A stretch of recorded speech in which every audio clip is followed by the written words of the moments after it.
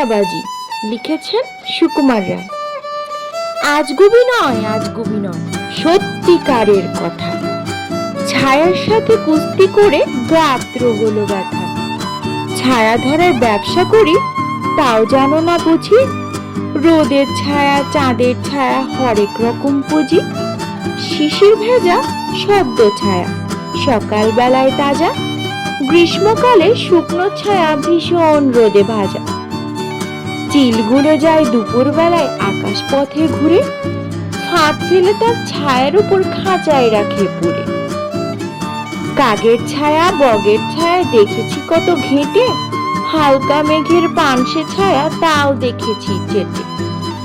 কেউ জানে না এসব কথা, কেউ বোঝে না কিছু, কেউ ঘোরে না আমার মতো ছায়ার পিছু পিছু। তোমরা ভাবো গাছের ছায়া অমনি লুটায় ভুয়ে, অমনি শুধু ঘুমায় বুঝি শান্ত মতন শুয়ে। আসল ব্যাপার জানবে যদি আমার কথা শোনো, বলছি যা তা সত্যি কথা, সন্দেহ নাই কোনো।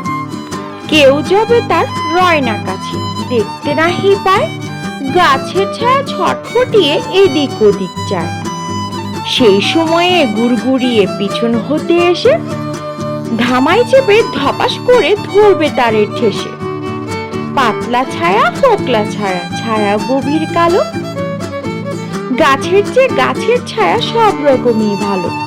গাছগাছালি, শেকড় বাকল মিথ্যা সবই গেল। বাপরে বলে পালায় ব্যামো, ছায়ার ওষুধ খেলো।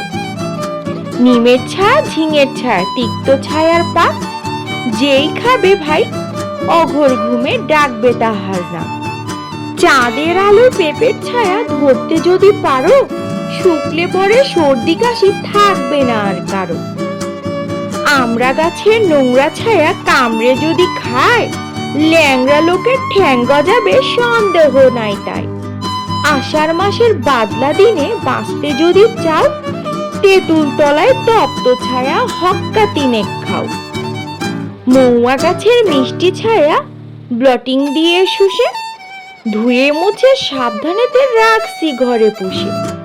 টাটকা নতুন টাটকা ওষুধ এক্কেবারে দিছি, দাম করছি সস্তা বড় 14 আনা।